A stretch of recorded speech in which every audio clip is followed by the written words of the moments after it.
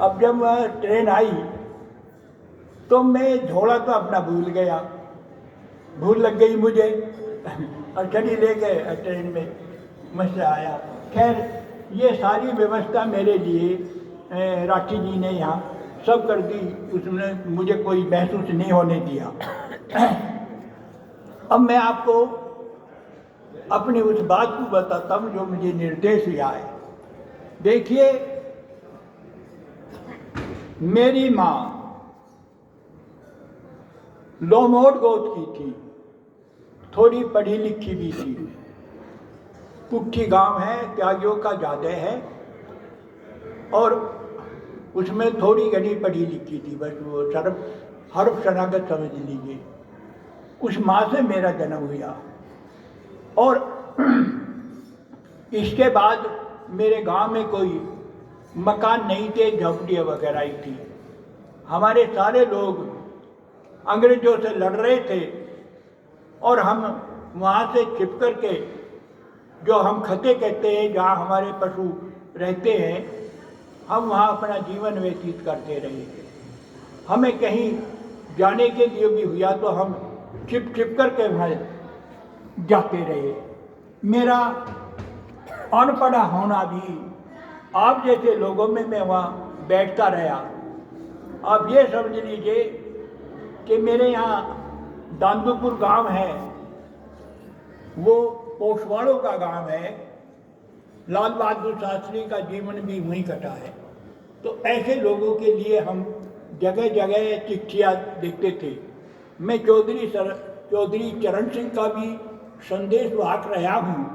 वो कहीं मुझे भेजते थे तो मुझे ही संदेशा देते थे, धर्मपाल जी आप जाओ।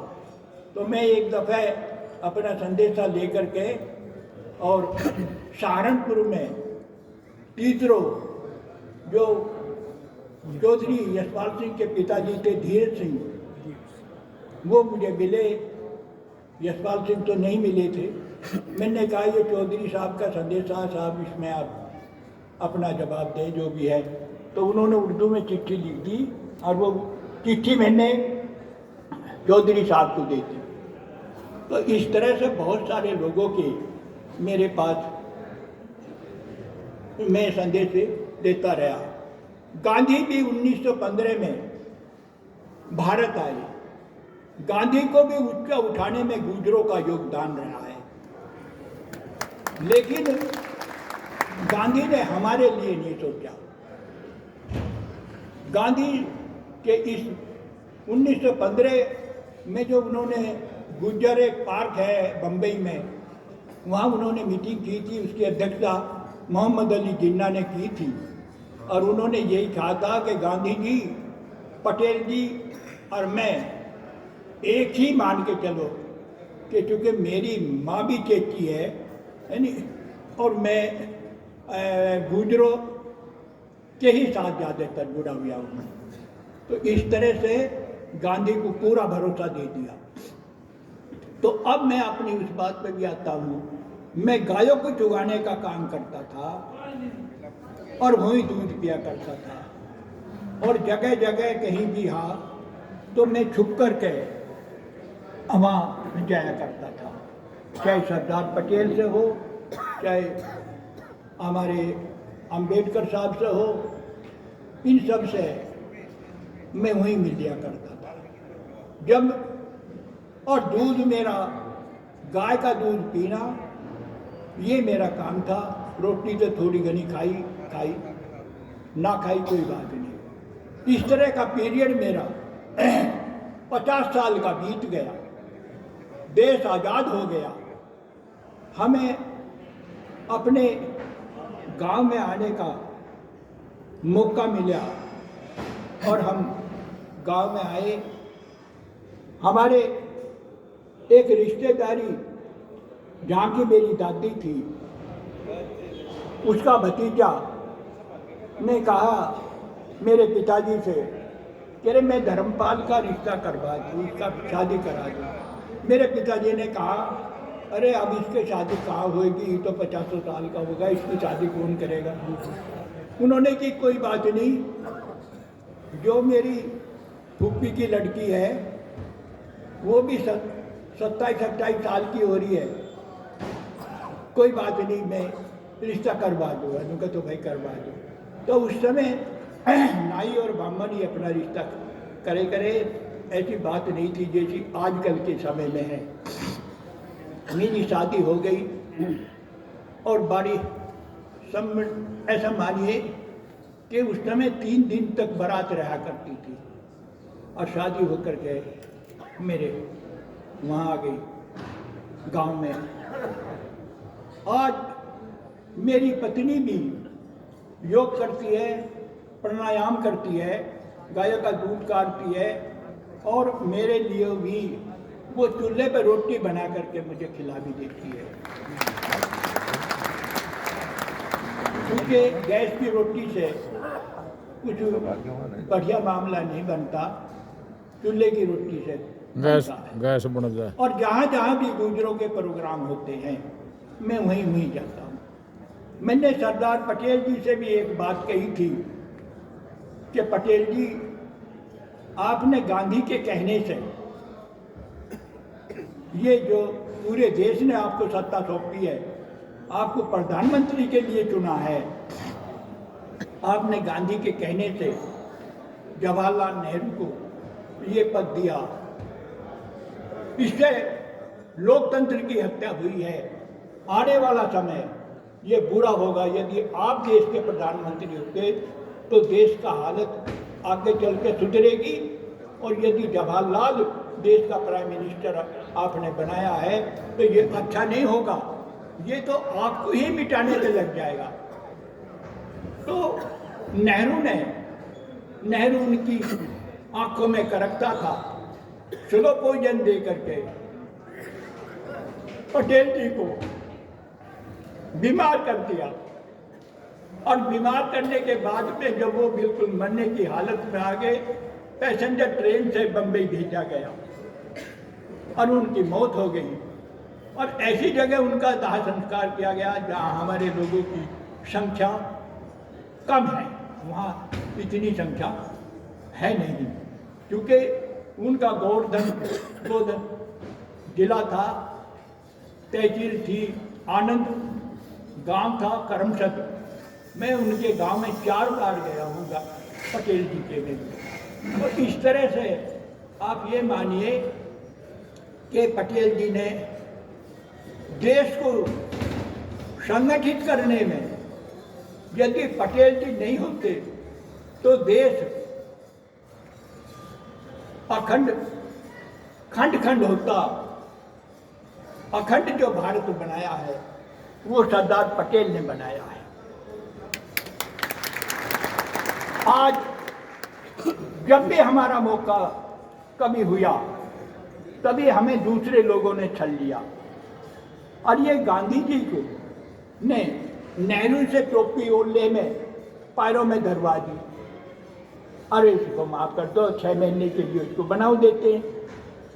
तो आप ये देखिए 15 अगस्त 1947 से और 6 महीने का समय दिया, और 30 जनवरी 1948 तक गांधी साफ हो गया, क्योंकि इस पीरियड में नेहरू कभी गांधी से मिलने नहीं गया, क्योंकि बहुत सारी कमियां थी। और जितनी भी रियासतें पटेल जी ने मिलाई उनमें 4-5 रियासतें रह गई थी। लॉर्ड माउंटबेटन जो था वो उन रियासतों को मिलने नहीं दे रहा था। जब वो चला गया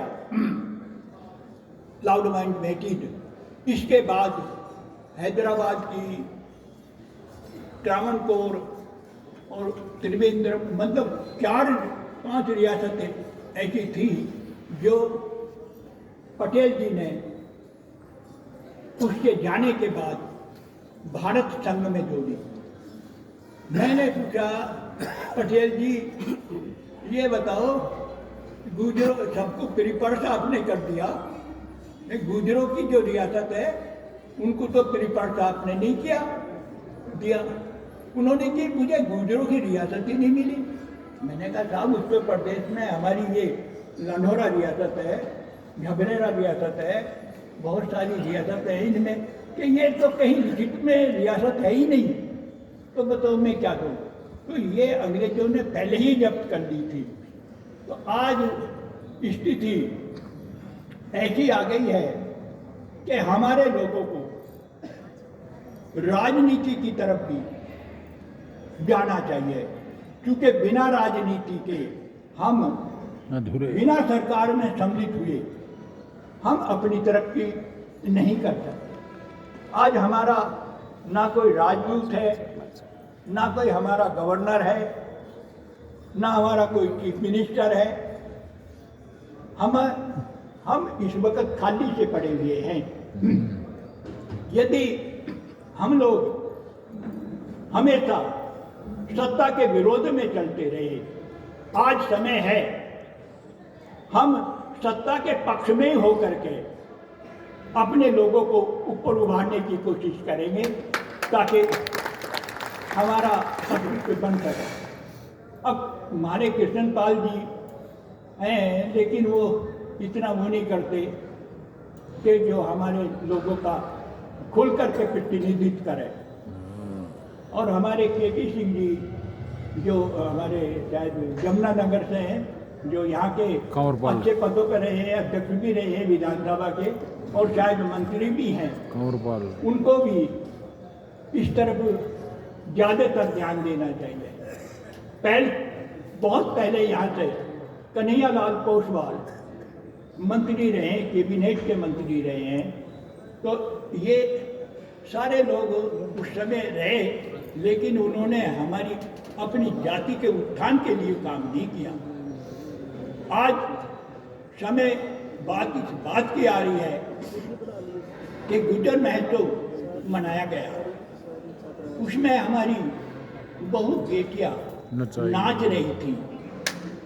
मैंने ये कहा अपने संबोधन में कि चूंकि हम राजाओं की संतान हैं, हमको नाचना नहीं चाहिए। हमें तो अपना जैसे राजा राज करता है उस तरह से हमें राज की श्रेणी में आना चाहिए। या तो हम सम्राट मीर भोज की संतान ना बने, और यदि हम संतान बनते हैं तो फिर हमारा नाचने का क्या मतलब। हम अपनी वेशभूषा वो ही रख सकते हैं, अपनी भाषा वो ही रख सकते हैं। हमारे गुर्जरों का एक ही पहनावा, वेशभूषा एक होनी चाहिए ताकि ये पता चल जाए कि ये गुर्जर हैं। जैसे मुसलमान में बुर्का का मामला है, चाहे वो किसी भी जाति की यार बुर्का पहन रखा तो उसको मुसलमान नहीं कह देंगे। तो हमारा नाम और वेशभूषा में परिवर्तन आना चाहिए। हमारे नाम के सामने गुर्जर शब्द आना चाहिए, क्योंकि हमारे बहुत सारे गोत्र भी ऐसे हैं जो जाटों से भी मिले हुए हैं। हम कह रहे हैं अपने को धामा, दूसरे समझ रहे हैं धामा तो जाट होते हैं। हम अपने को कह रहे हैं तोमर, तोमर जाटों में भी होते हैं। तुम्हार भी है ना। तो इस तरह से अभी हमारे लोमोड गोत्र हुई, इन्होंने बदल करके लोहिया कर दिया। लोहिया बनियों का गोत्र है, रामन और लोहिया बनिया थे। इसी तरह से हमारे नांगडी है, नांगडी गोत्र गुर्जरों का है, लेकिन हमने क्या कर दिया, उसको नागर कर दिया। चलो नागर को तो लोग समझने भी लगे, लेकिन पंजाब में नागर पंडितों को भी कहते हैं। तो हमारे लोगों को हर तरह से राजनीति में, सामाजिकता में, हर तरह से आगे बढ़ चढ़ करके हिस्सा लेना चाहिए। आज खेलों में हमारी टांग खींची जा रही है, हमारे लोगों को सम्मानित नहीं किया जा रहा, हमको उस लाइन तक नहीं भेजा जा रहा जो हम ऊपर जा कर के या विदेश में जा कर के अपना अस्तित्व कायम कर सकें। तो आज हम अभी हाल में ही 2-3 मेरठ से उनको 4.5 करोड़ 3-3 करोड़ रुपया पुरस्कार में, सम्मान में योगेंद्र नाथ मोदी ने, योगीनाथ मोदी ने, आदित्यनाथ मोदी ने, योगी ने दिया है। तो हमारा भी इसी तरह की हमारी भी मांग होनी चाहिए कि हमारे लोगों को भी सम्मानित किया जाना चाहिए, ताकि गुज्जर के नाम से हम किसान हमारी बन सके। आज हमें जिस तरह से राजस्थान में गुजरों को और गरीब बच्चों को भगवान देव नारायण के बोर्ड बना करके और वो बजट में प्राविधान करके उनको मिलता है। अभी मेरे पास एक फोन आया कि आपको वहाँ मेरी ओर से ये बात कहनी है कि हरियाणा में भी भगवान देव नारायण की तर्ज पर बोर्ड बनना चाहिए, ताकि गरीब बच्चों को और गुजरों को उसका लाभ मिल सके। इसी तरह से उत्तर प्रदेश में भी धन सिंह कोतवाल के या किसी के नाम पर ऐसा बोर्ड बने जो भगवान देव नारायण की तर्ज पर वो काम आगे बढ़े। तो आज आप लोग यहाँ आए हो और मुझे भी इतना बढ़िया लगा है कि भाई मैं उसकी प्रशंसा अपने मुंह से क्या कहूँ। यहाँ का वातावरण, यहाँ के लोगों का व्यवहार, यहाँ की सारी चीज़ें में अनुकूल बनी हैं। और जितनी धर्मशालाएं हरियाणा में हैं, जगह जगह पर हैं।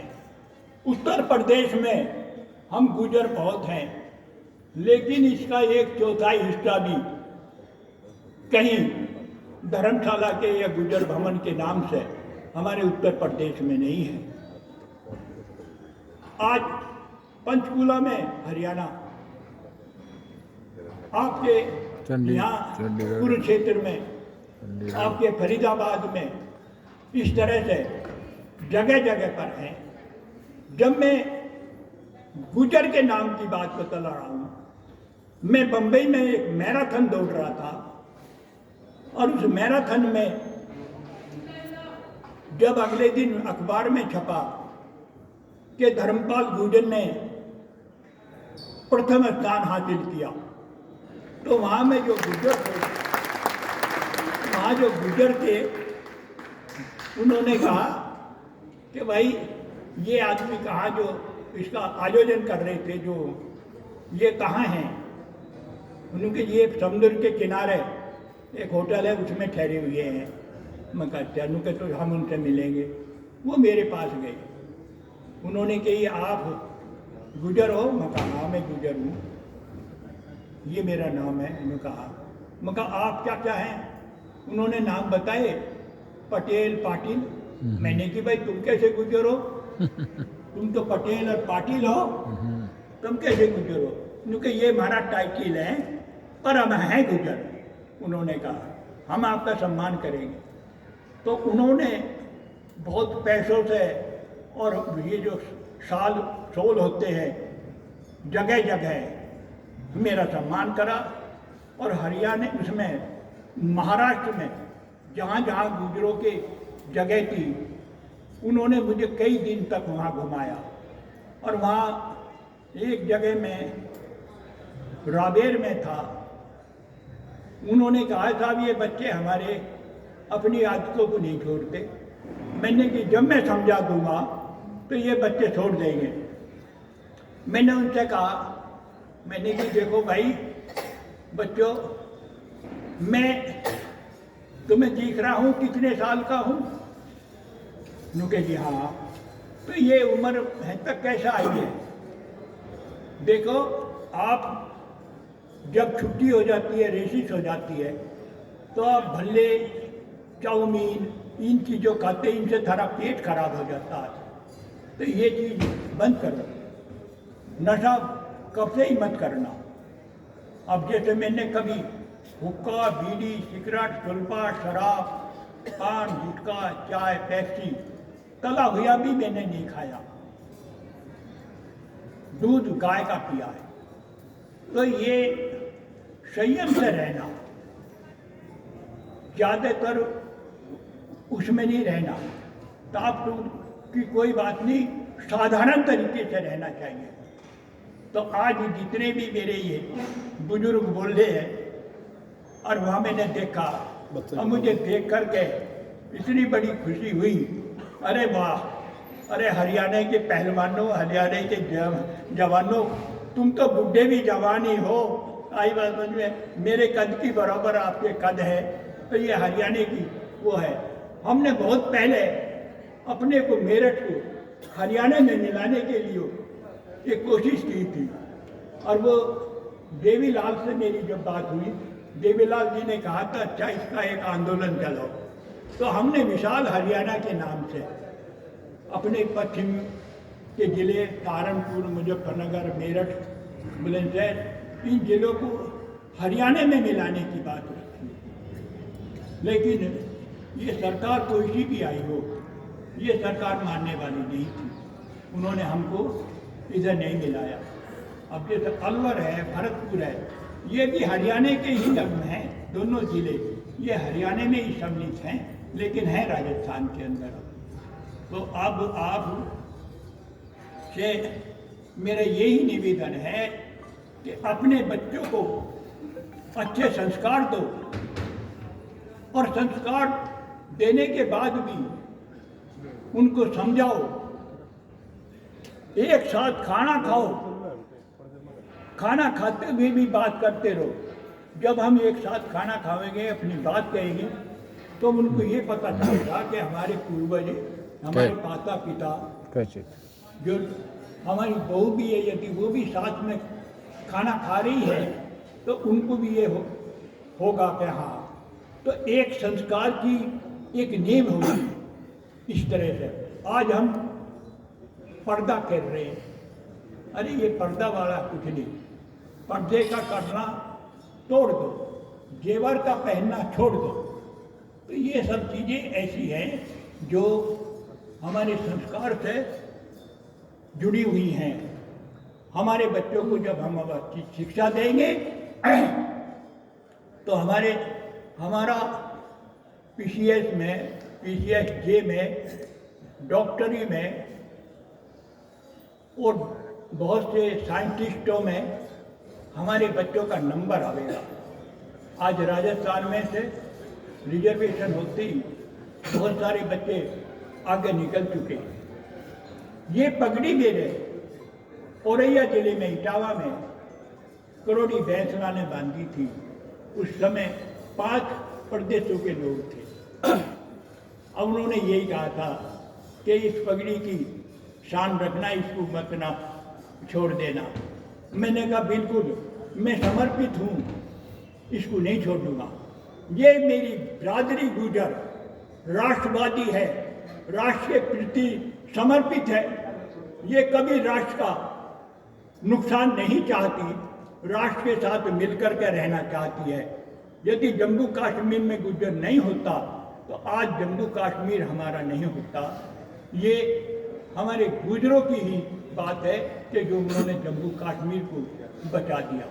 तो हम भिन्न भिन्न प्रदेशों में हैं, चाहे वो बंगाल है, चाहे वो उड़ीसा है, चाहे वो छत्तीसगढ़ है, सब में हम लोग हैं। अभी हाल में ये घटना घटी है उज्जैन के अंदर, सरदार वल्लभ भाई पटेल की प्रतिमा तोड़ दी, और ये उन्होंने इसलिए तोड़ी कि सरदार पटेल जी ने आरएसएस पे प्रतिबंध लगा दिया था उस समय के लिए, और मुस्लिमों वाले संगठन पे भी लगा दिया था, ताकि देश में व्यवस्था भंग ना हो। तो उन्होंने तो अपने विवेक से काम किया था। ऐसा शासक आना ही मुश्किल है। और उन्होंने इसका देखो कितना गलत दुरुपयोग किया। मैं अपील करता हूँ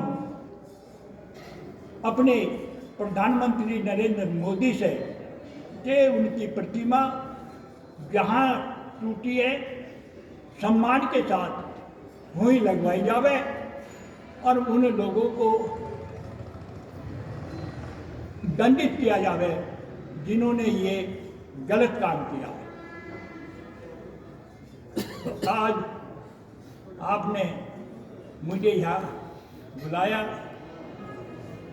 मेरा बहुत बड़ा सम्मान किया, इसके लिए आपको तो मैं सबको अपनी ओर से आशीर्वाद देता हूँ कि आप सदायु तक 100 साल से ऊपर की आयु तक स्वस्थ रहते हुए जीवें। और आपने मुझे बुलाया, इसके लिए मैं आपका धन्यवाद करता हूँ और अपनी बात को विराम देते हुए आपसे नमस्कार और जय हिंद करता हूँ। और एक नारा